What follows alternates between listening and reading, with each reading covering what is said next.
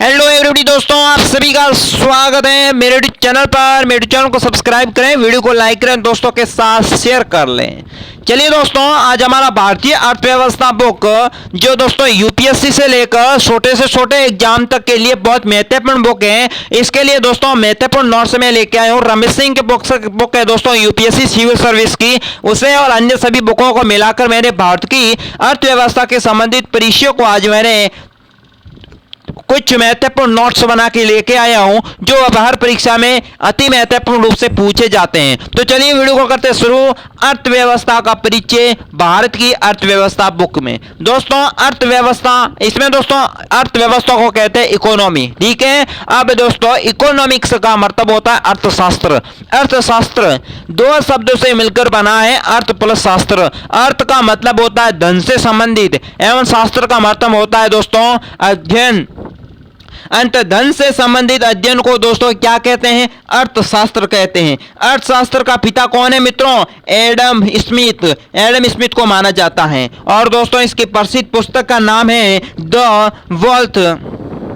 Wealth of Nations. यानी कि मित्रों यहां पर बहुत बड़े बड़े अधिक सवाल बनते जा रहे हैं अर्थशास्त्र के संबंधित। तो ध्यान रख लेना दोस्तों, अर्थशास्त्र दो शब्दों से मिलकर बना है, अर्थ प्लस शास्त्र। अर्थ का मतलब है दोस्तों धन से संबंधित और शास्त्र का मतलब है अध्ययन करना। यानी कि दोस्तों अर्थशास्त्र का अर्थ होता है धन से संबंधित अध्ययन करना ही अर्थशास्त्र कहलाता है। अब ध्यान रख लेना मित्रों, अर्थशास्त्र का पिता किसे कहते हैं? एडम स्मिथ को माना जाता है। अब दोस्तों प्रसिद्ध पुस्तक एडम स्मिथ की नाम क्या है? The wealth of Nations. The wealth of the Nations. अर्थशास्त्र एक दोस्तों क्या है? एक विषय है अर्थशास्त्र, जिसमें हम आर्थिक सिद्धांतों को पढ़ते हैं दोस्तों। आर्थिक वस्तुएं एवं सेवाओं से जुड़ी आर्थिक गतिविधियों का अध्ययन करते हैं। साथ ही दुर्लभ संसाधनों का मूल्यवान वस्तुओं के उत्पादन और तथा दोस्तों उसके वितरण का अध्ययन करते हैं ताकि सामाजिक आर्थिक लक्ष्यों की हम प्राप्ति कर सके। इसलिए दोस्तों अर्थशास्त्र का एक विषय है जिसमें दोस्तों हम आर्थिक सिद्धांतों के रूप में पढ़ते हैं, ठीक है मित्रों। और इसमें दोस्तों सामाजिक आर्थिक लक्ष्यों की प्राप्ति करना यह है दोस्तों अर्थशास्त्र का लक्ष्य। अब दोस्तों अर्थव्यवस्था या अर्थशास्त्र का व्यवहारिक रूप है। अर्थशास्त्र के अध्ययन का एक व्यवहारिक रूप का उपयोग में लाया जाता है, इसे दोस्तों कहते हैं अर्थव्यवस्था कहते हैं। अर्थव्यवस्था एक क्षेत्र है जहां आर्थिक वस्तुएं एवं सेवाओं के माध्यम से आर्थिक गतिविधियों का निष्पादन दोस्तों किया जाता है। जब इस किसी भी देश के समस्त आर्थिक क्रियाओं का संदर्भ में दोस्तों परिभाषित करते हैं तो इसे क्या कहते हैं? अर्थव्यवस्था कहते हैं। यानी कि दोस्तों अर्थव्यवस्था अर्थशास्त्र का व्यवहारिक रूप माना जाता है। अर्थशास्त्र के अध्ययन का एक व्यवहारिक रूप से उसे उपयोग में लिया जाता है। आर्थिक वस्तुएं और मित्रों सेवाओं के माध्यम से आर्थिक गतिविधियों का निष्पादन भी अर्थशास्त्र करता है।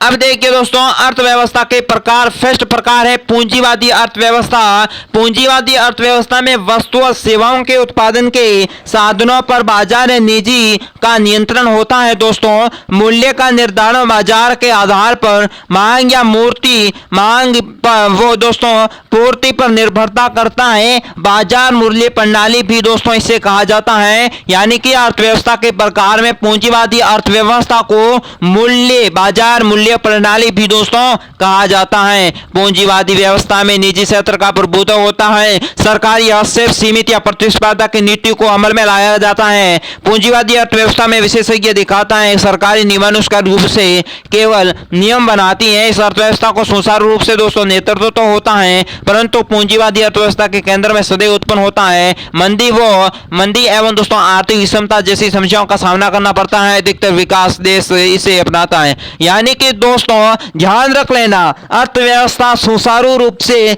इसका नेतृत्व करता है दोस्तों, परंतु दोस्तों पूंजीवादी अर्थव्यवस्था के केंद्र में सदैव उत्पादन ही होता रहता है। और अधिकतर दोस्तों विकसित देशों की अर्थव्यवस्था सबसे अच्छी होती है। अब दूसरा मॉडल है सामाजिक अर्थव्यवस्था का। सामाजिक अर्थव्यवस्था का मॉडल दोस्तों, सामाजिक अर्थव्यवस्था आर्थिक संसाधन पर सरकार का पूर्ण नियंत्रण दोस्तों होता है। यहाँ पर दोस्तों मूल्य के निर्धारण में सरकार का हस्तक्षेप तो होता ही है, तथा सरकार की पूर्ति दोस्तों मांग व पूर्ति को नियंत्रण भी करते हैं। इस तरह की प्रणाली को प्रशासनिक मूल्य प्रणाली कहा जाता है। यानी कि सामाजिक अर्थव्यवस्था में दोस्तों यहाँ पर देखिए सरकार के मांग पूर्ति को नियंत्रण तो करता ही है, पर दोस्तों प्रणाली को प्रशासनिक मूल्य प्रणाली भी कहा जाता है। सामाजिक अर्थव्यवस्था प्रणाली को क्या कहते हैं? प्रशासनिक मूल्य प्रणाली। सामाजिक अर्थव्यवस्था में मुख्य रूप से सार्वजनिक क्षेत्र का प्रभुत्व होता है तथा नगण्यता प्रतिस्पर्धा की नीति को अपनाया जाता है। दोस्तों यहाँ पर समाजवाद को एकाधिकार दर्शन होता है। सरकार की तीन भूमिका नियामक, उत्पादनकर्ता और आपूर्तिकर्ता के रूप में दोस्तों अर्थशास्त्र का परिचय होता है। सामाजिक अर्थव्यवस्था के केंद्रों में उत्पादन के स्थान पर वितरण के रखा जाता है दोस्तों उसके स्थान पर, जिससे मुद्रास्फीति और राजकोष घाटा जैसी समस्याओं का सामना करना पड़ता है। ऐसी अर्थव्यवस्था का नेतृत्व का अभाव भी होता है। अब देखिए दोस्तों मिश्रित अर्थव्यवस्था, मिश्रित अर्थव्यवस्था है जिसमें दोस्तों मिश्रित अर्थव्यवस्था पूंजीवादी व समाजवादी का मिश्रण होता है। दोस्तों यहाँ कुछ आर्थिक क्रियान्वयन पर बाजार एवं कुछ पर सरकार का नियंत्रण होता है। मूल निर्धारण दोस्तों बाजार एवं सरकार दोनों पर ही पड़ता है। सरकार के नियमित रूप से कार्य करती है।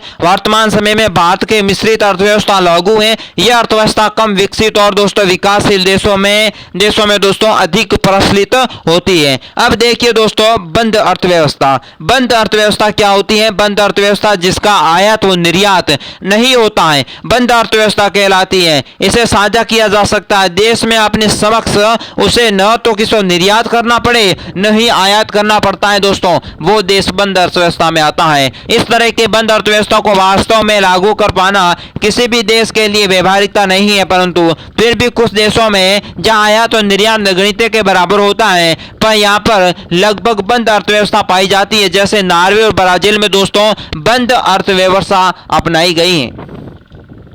अब देखिए खुली अर्थव्यवस्था किन देशों में है? खुली अर्थव्यवस्था में सामाजिक रूप से आयात निर्यात होता है। 1990 के बाद सामाजिक अर्थव्यवस्था का पतन तो हुआ है, पर खुली अर्थव्यवस्था में एकमात्र विकल्प बचा है। अर्थशास्त्रियों का मानना है कि खुली अर्थव्यवस्था का बेहतर विकल्प है, जिससे एक और उपभोक्ता को बेहतर विकल्प मिलता है। दूसरी ओर दोस्तों पिछड़े देशों को तकनीकी ज्ञान प्राप्त होता है, लेकिन खुली तकनीकी भी खतरों से मुक्त नहीं, क्योंकि इसे दोस्तों कमजोर देश के बाजार पर विकसित देशों का कब्जा होने जाने का भय भी दोस्तों बना रहता है, जिससे धन का जिसमें नगण्य होता रहता है। आर्थिक वस्तुएं सेवा जब सामान्य वस्तु एवं दोस्तों सेवा में उत्पादन की प्रक्रिया जुड़ जाती है तो दोस्तों साथ ही उसमें देखिए बाजार मूल्य भी जुड़ जाता है और आर्थिक वस्तु भी बन जाती है, जिससे वस्तु एवं सेवा की उपयोगिता जितनी ज्यादा होगी उतनी दोस्तों बाजार मूल्य उतना ही अधिक होता है। अब देखिए अर्थशास्त्र में अर्थव्यवस्था के दोस्तों क्या है क्षेत्र?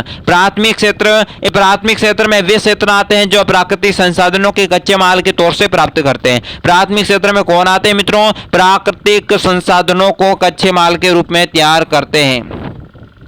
तैयार दोस्तों जो तैयार माल होता है उसे दोस्तों प्राप्त किया जाता है। प्राथमिक क्षेत्र में नैसर्गिक उत्पादन होता है और ऐसी वस्तुओं को प्राथमिक वस्तुओं कहा जाता है। उदाहरण के लिए कृषि उत्पादन, वानिकी, मत्स्य उद्योग है। द्वितीय क्षेत्र है जहाँ पर दोस्तों प्राथमिक क्षेत्र में उत्पादों को कच्चा माल की तरह उपयोग वो दोस्तों द्वितीय वस्तु या कच्चा माल जो पक्का माल होता है, यानी कि ध्यान रख लेना द्वितीय क्षेत्र में प्राथमिक क्षेत्र के उत्पादों को कच्चे माल की तरह दोस्तों का उपयोग कर द्वितीयक वस्तु यानी पक्का माल तैयार किया जाता है। इसे कहते हैं द्वितीय क्षेत्र। उदाहरण के रूप में रेडीमेड कपड़ा निर्माण, बिजली उत्पादन आदि। अब बात करते हैं तृतीय क्षेत्र। सेवा क्षेत्र को कहा जाता है जिसमें वस्तु नहीं बल्कि सेवा का उत्पादन किया जाता है। बंद कमरे की गतिविधियों के नाम से भी जाना जाता है, जैसे संचार क्षेत्र, परिवहन, बीमा, बैंकिंग, शिक्षा आदि दोस्तों तृतीय क्षेत्र में आते हैं। तो दोस्तों अर्थव्यवस्था का जो अर्थशास्त्र का दोस्तों अर्थव्यवस्था का जो अध्याय है वो हो चुका है पूरा। नेक्स्ट अध्याय बेरोजगारी के संबंधित है, तो भारतीय अर्थव्यवस्था बुक में बेरोजगारी के संबंधित नेक्स्ट वीडियो देखना ना भूलें। आज के वीडियो में बस इतना ही, मुझे दीजिए इजाजत, नमस्कार।